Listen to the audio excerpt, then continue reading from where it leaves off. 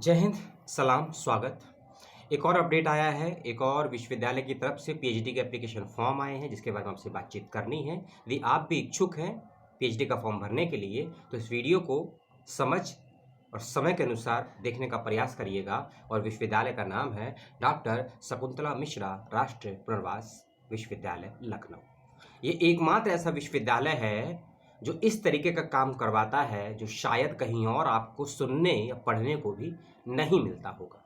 ये क्या काम है और क्या विशेष करवाता है, इसकी बात मैं वीडियो के बीच में करूंगा, तो वीडियो को पूरा आपको देखना पड़ेगा। और दूसरा, इस प्रकार के विश्वविद्यालय में जो पीएचडी करवाई जाती है, उनको जो विषय, टॉपिक, सब्जेक्ट होते हैं, वो बेहद ही वैश्विक स्तर के होते हैं। तो आप अभी तक जो पीएचडी के फॉर्म भर रहे थे बच्चे, उनसे मैं कह रहा हूं कि आप जिस तरीके से पीएचडी के सिनॉप्सिस को या टॉपिक को फ्रेम करते हैं, समझते हैं, तैयार करते हैं, थोड़ा उससे अलग हटकर अगर आप सोच रखते हैं, एक विशेष तरीके से आप समस्याओं का समाधान देने का प्रयास करते हैं, और बहुत जगह आपने इंटरव्यू दिया है, एंट्रेंस क्वालिफाई के लिए सिलेक्शन नहीं हो पाया है, उसी विशेष और एक अलग दृष्टि के टॉपिक पर काम करने वाले बच्चों का यहाँ स्वागत होता है पीएचडी में।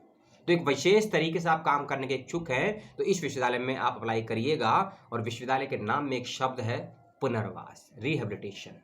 एक ऐसा विश्वविद्यालय जो कक्षा 1 से लेकर कक्षा पीएचडी तक की आपको पढ़ाई करवाता है। और जो बच्चे दिव्यांग कैटेगरी में आते हैं, हम स्पेशल चाइल्ड भी बोलते हैं, ऐसे बच्चों के लिए ये बहुत अच्छा मौका है यहाँ पर एडमिशन लेने के लिए, क्योंकि लगभग 30 से लेकर 50% सीटें इन बच्चों के लिए रिजर्व रखी गई है।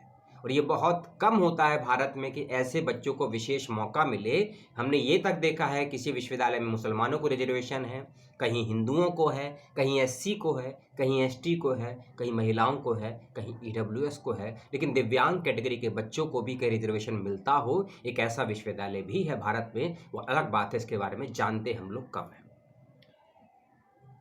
14 अप्रैल को बाबा साहब अम्बेडकर का जन्म दिवस है, उस पर भी हम बात करेंगे अच्छे से भविष्य में कभी। लेकिन इस विश्वविद्यालय में अप्लाई करने की जो लास्ट डेट है, वो 14 से एक दिन पहले 13 अप्रैल है। इस विश्वविद्यालय में आवेदन की अंतिम तिथि। और 13 अप्रैल को भी इतिहास में एक बहुत ही दुखद घटना भी घटी थी, उसकी बात भी हम कभी आगे करेंगे भविष्य में, इसका ध्यान रखिएगा। और 13 अप्रैल से पहले फॉर्म को आप भर देंगे। SC ST OBC और नॉन क्रीमी और दिव्यांग कैटेगरी के बच्चों का यदि पीजी के स्तर पर 50% अंक आया है अपने मास्टर्स में, तो वो बच्चे आवेदन कर सकते हैं। और इन कैटेगरीज के अलावा जो बच्चे अदर कैटेगरी में आते हैं, ओबीसी और जनरल, उनको यदि 55% नंबर हैं तो वो बच्चे भी आवेदन कर सकते हैं। और एक बात और रखिएगा, सिलेक्शन प्रोसेस की बात बाद में तो करेंगे ही, थोड़ी सी बात अभी और कर लेते हैं।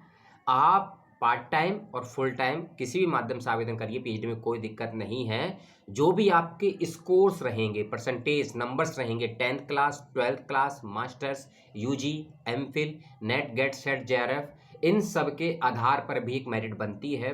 तो अपने नंबर्स को बहुत ध्यान से फिलअप करिएगा। मान लिया आपके किसी सब्जेक्ट में नंबर है 52.56, तो आपको 52.56 ही भरना है। आप 56 का 54 या 57 मत कर दीजिएगा, नहीं तो दिक्कत आपको हो सकती है।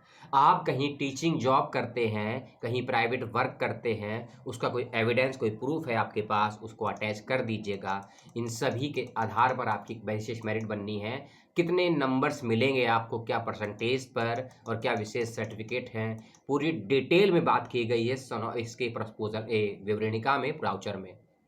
मैंने कहा ना, एक विशेष विद्यालय है, हर बात को बहुत बारीकी से विश्वविद्यालय ने अपने ब्राउचर प्रोस्पेक्टर में इसमें दर्ज किया है। इसको आप ध्यान से पढ़ेंगे तो आपको सारी जानकारी वहां से प्राप्त हो जाएगी, और हर बात को क्लियर तरीके से इसमें लिखा गया है। सीटों की बात कर लेते हैं। 19 से 20 सब्जेक्ट में सीटें निकाली गई हैं। और एक बात और, जो बच्चे विदेशों में रहते हैं, देखो एक और प्लस पॉइंट आ गया, जो बच्चे विदेशों में रहते हैं और यहाँ आके पढ़ना चाहते हैं, ऐसे बच्चों के लिए 50% सीटें हैं, 124।